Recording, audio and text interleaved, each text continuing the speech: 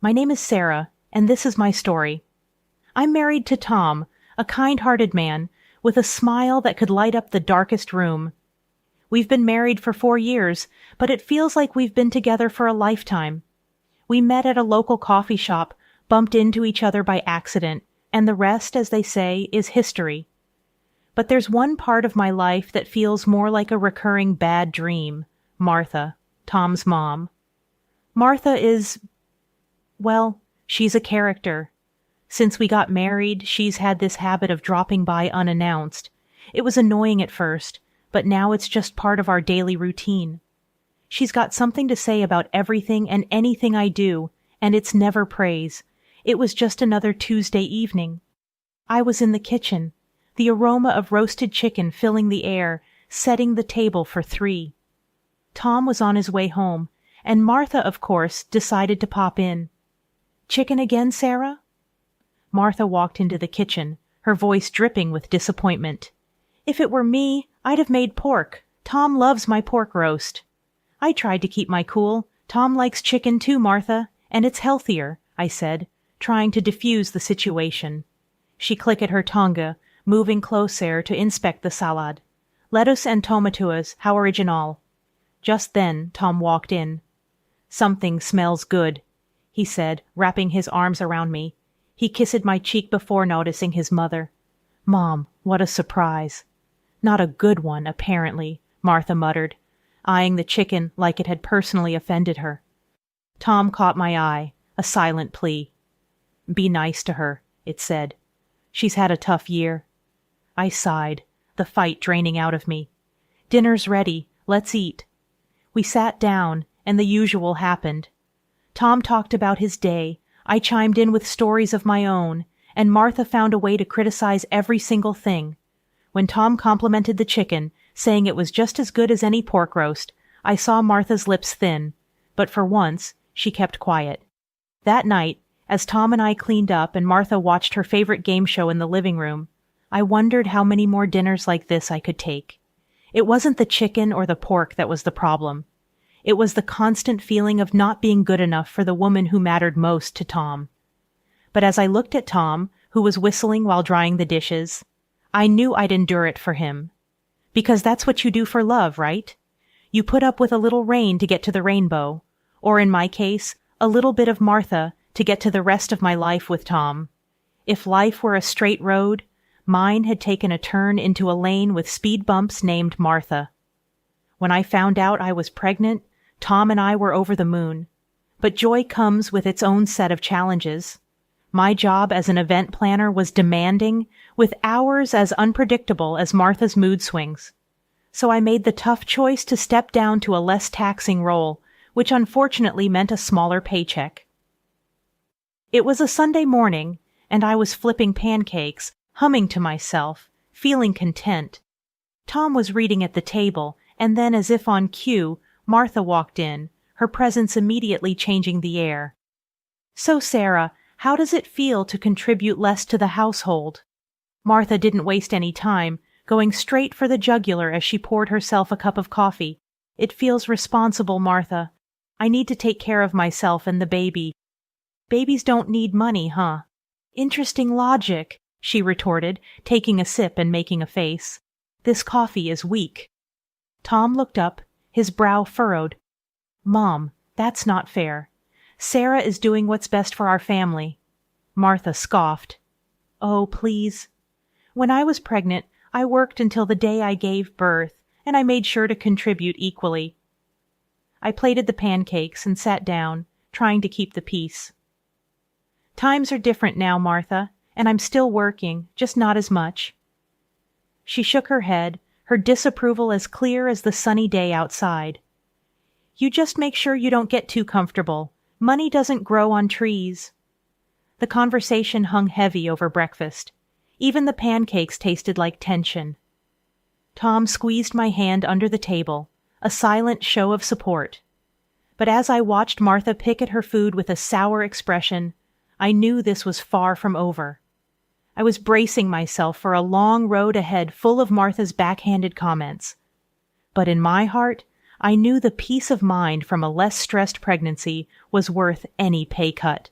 And I'd do it all over again if it meant a healthier me and a healthier baby. Life has a funny way of flipping the script.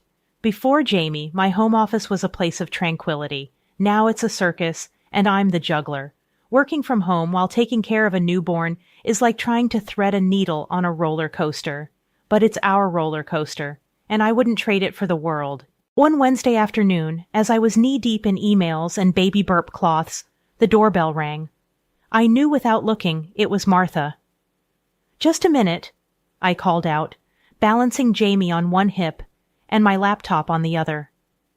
When I opened the door, there she stood, purse and judgment in hand. "You look like you could use some help," she remarked, pushing past me into the living room. I followed her, settling Jamie into his bouncer. "I've got it under control, Martha. It's just a busy day." She peered at my laptop screen, then at Jamie, who was trying to decide if he was hungry or sleepy. "Doesn't seem like it. You know, when Tom was a baby, I made sure everything was spotless, and he was always my focus." I bit my tongue, resisting the urge to defend my scattered living room. "Well, times have changed, Martha. Working from home is a balancing act." She sat down, watching me like a hawk. "Does Tom know how chaotic it is here?" I sat across from her, trying to maintain a sense of calm. "Tom understands. He knows I'm doing my best," I said. Martha tutted, looking around with thinly veiled disapproval.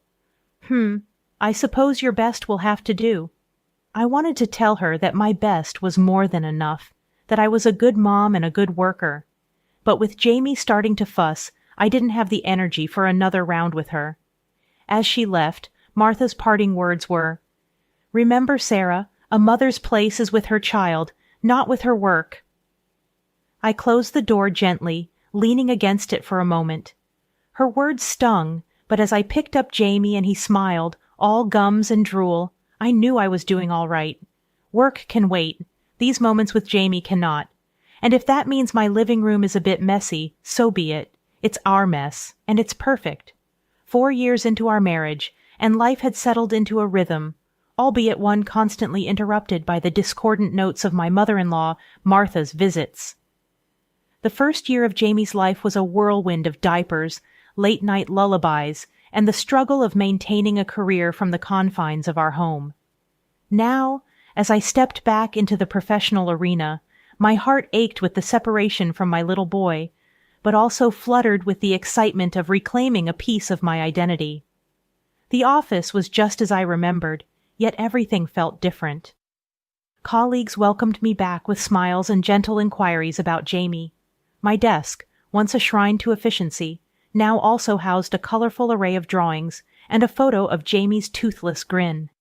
Each email I sent was punctuated by thoughts of him, each project plan a reminder of the plans I had for his future.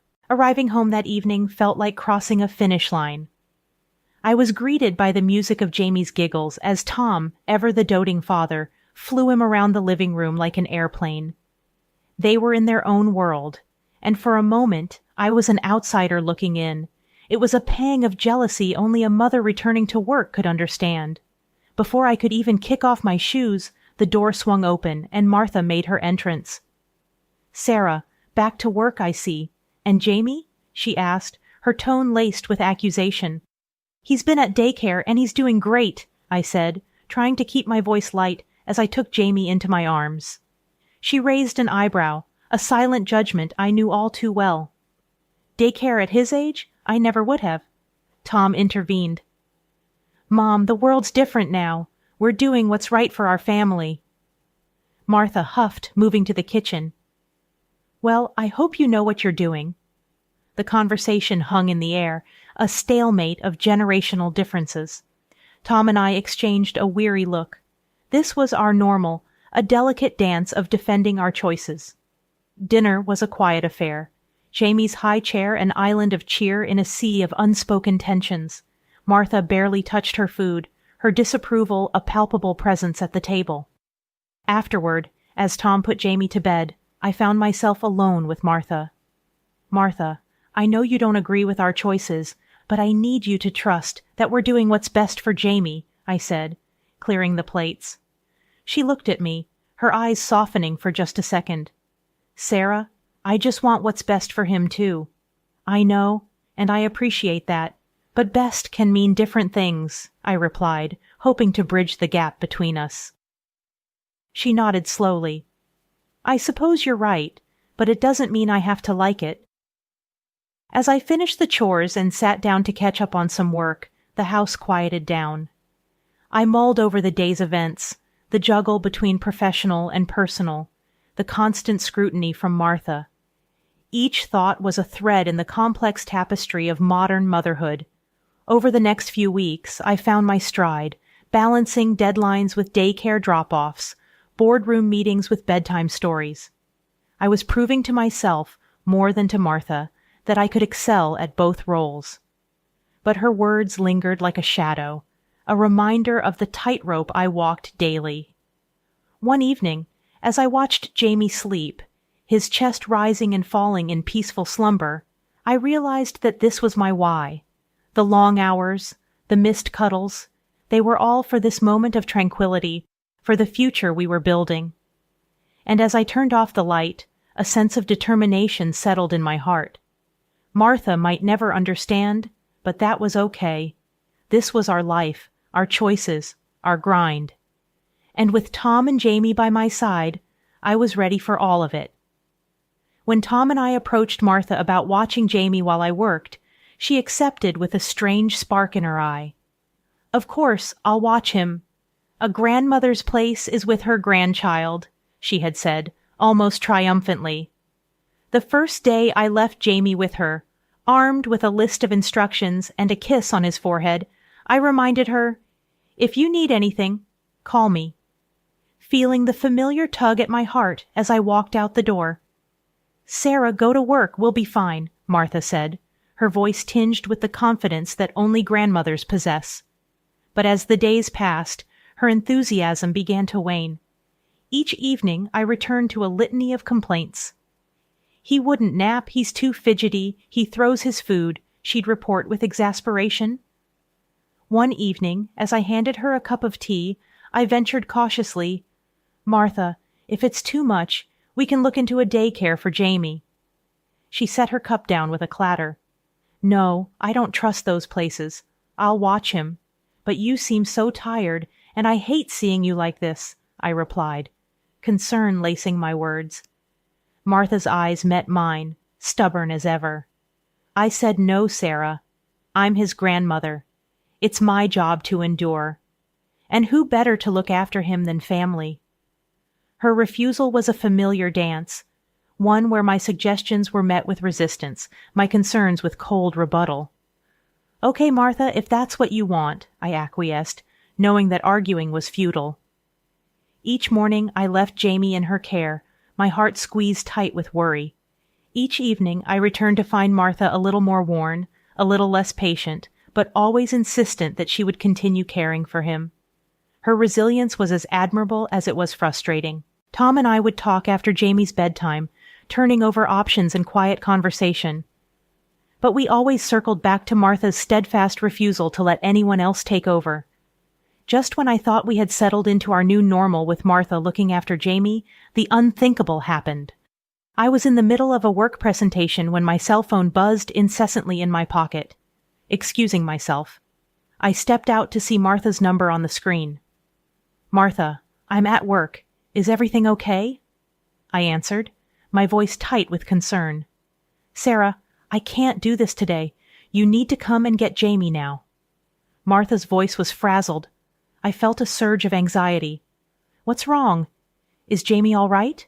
I asked. "He's fine, but I'm not. I need you to come. I can't handle this," she insisted.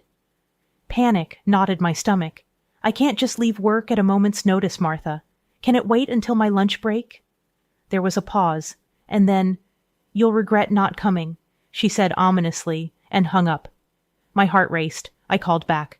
No answer. I called the daycare to see if they could take Jamie last minute. They could, but I needed to drop him off. I rushed back to my presentation, my mind far from work. An hour later, as soon as I could, I hurried to my car, calling Martha again. Still no answer. Then, a call from an unknown number stopped me dead in my tracks. "Mrs. Thomas, this is Officer Daniels. We have Jamie here at the police station. A woman brought him in, said she couldn't care for him anymore." My breath caught in my throat. "I'll be right there," I said. I sped to the station, thoughts whirling in chaos. Tom met me there, his face pale with worry. "Mr. and Mrs. Thomas?" The officer greeted us. "Your son is safe. The woman," she said she was the grandmother, "left him here. She claimed she was feeling unwell." Relief flooded me at the sight of Jamie in the officer's arms, unharmed. "Thank you," I managed to say, taking Jamie into my embrace. Tom and I exchanged a look, the same question in our eyes. What do we do about Martha? We found her at home, sitting on the sofa, flipping through a magazine. "Mom, what happened? Why did you leave Jamie at the police station?" Tom's voice was a mix of anger and disbelief. Martha looked up, unfazed. "I told Sarah I couldn't do it. I wasn't feeling well and I needed rest." "But you left our son with the police?" I exclaimed, still holding Jamie tightly. She shrugged. "I knew they'd find you. I just needed some peace and quiet." Tom ran his hands through his hair, frustration etched on his face. "You can't just abandon a child, Mom, especially not your grandson," Martha sighed, a theatrical display of exhaustion. "Well, I told you I needed you to come, Sarah. You should have come." The implication that this was my fault stung, and I realized then that Martha's manipulations knew no bounds. This wasn't just about her being tired or ill. It was about control. As we put Jamie to bed that night, his small frame snuggled between us. The severity of Martha's actions sank in. This was a breach of trust that couldn't be mended with apologies or excuses. We had to protect our little family, and unfortunately, that meant setting boundaries with Martha. She had taken her opposition to me too far, and we couldn't risk Jamie's safety on her whims. The morning after the police station incident, our house was steeped in a heavy silence. Tom and I sat at the kitchen table, cups of coffee untouched, while Jamie played with his toys on the floor, blissfully unaware of the storm brewing around him. "We need to talk to her, Tom. What she did," I started, the anger from the night before simmering in my voice. Tom nodded, his face grim. "I know, I'll call her." He dialed Martha's number, and I could hear the faint sound of a ringtone from the living room where she slept. There was a click, and then her voice. "Tom, what is it, Mom? Why didn't you tell us you were feeling unwell before taking Jamie to the police?" Tom's voice was steady, but I could hear the underlying strain. There was a pause on the other end. I just needed to rest. I thought they would call you immediately." Martha's voice was a mix of defensiveness and weariness. "But that's not the way to handle it, Mom. You scared us to death," Tom pressed on. "I didn't mean to," Martha's voice cracked, and I wasn't sure if it was genuine remorse or another act. Tom sighed. "We're going to see what the officers at the station say. They mentioned there was a recording." Martha was silent again, and then, "Fine, do what you need to do." The call ended, and Tom and I got ready to go to the station. We needed answers. At the station, Officer Daniels greeted us. "We have the footage from when she brought Jamie in. You should see this." We braced ourselves as the officer played the video. There was Martha, looking calm and collected, as she handed Jamie over to the officer, her voice clear, devoid of distress. "I can't do this anymore. He's the grandson." My heart sank. There was no sign of the sick, distressed grandmother she had claimed to be. "We need a copy of this," Tom said, his voice hard. Back home, Martha was pacing the living room when we walked in. She turned to us, a question in her eyes. "We saw the footage, Martha," I said, my voice cold. "You weren't sick. You weren't in distress. You lied." Martha's face fell, and then unexpectedly she sat down, her shoulders slumping. I couldn't handle it," she said. Tom interrupted her. "You put Jamie at risk. You lied to us, to the police. How could you?" Tears streamed down Martha's face, but the theatrics didn't move us this time. "I'm sorry," she whispered. But it was too late. The trust was broken. That evening, after Martha had packed her things and left, Tom, Jamie, and I sat in the living room, a tight little circle. We didn't say much, but we didn't need to. We had each other, and we would move forward together. The truth had been painful, but it had also set us free. It had only been a few days since Martha had left when she unexpectedly reappeared at our doorstep, as if the incident had never occurred. She stood there with a smile, offering to watch Jamie. "Martha, what are you doing here?" I asked, my voice steady despite the turmoil inside. "I've come to help with Jamie, like before. You obviously need the help," she said, brushing past me into the house. I was dumbfounded. "Martha, after what happened, you think we can just go back to how things were?" I exclaimed. She turned to me with a defiant look. "Well, it wouldn't have happened if you had come when I called," she retorted, her words sharp like daggers. Before I could respond, Tom walked in, his face darkening at the sight of his mother. "What are you saying, Mom? That this was Sarah's fault?" Martha's eyes didn't waver. If she had been a stay-at-home mother like she should be, none of this would have happened. That's when Tom exploded, the anger and frustration that had been simmering for days finally boiling over. "How dare you! You do this out of spite for Sarah, and you put Jamie in danger because of it." Martha recoiled as if slapped, her facade crumbling. "Tom, No, Mom, I don't want to hear it. You've crossed a line. You deliberately ignored Sarah, you neglected your grandson, and for what? To prove a point?" His voice was a crescendo of outrage. She tried to interrupt, to defend herself, but Tom wouldn't have it. "I can't trust you anymore, Mom. I don't want you here. I don't want to talk to you until you realize the gravity of what you've done." Martha looked between us, the realization dawning that she had indeed gone too far. Without another word, she turned and left, the finality of the moment hanging heavy in the air. Tom turned to me, his eyes filled with a mixture of regret and resolve. "I'm sorry, Sarah. I should have seen it sooner, but I promise you, Jay's safety comes first. We come first." I nodded, the solidarity between us more potent than ever. "I know, Tom. We'll get through this, just like we always do, together." We knew the road ahead would be without Martha, at least for the foreseeable future. It was a painful but necessary decision, a line drawn to protect our son, our family,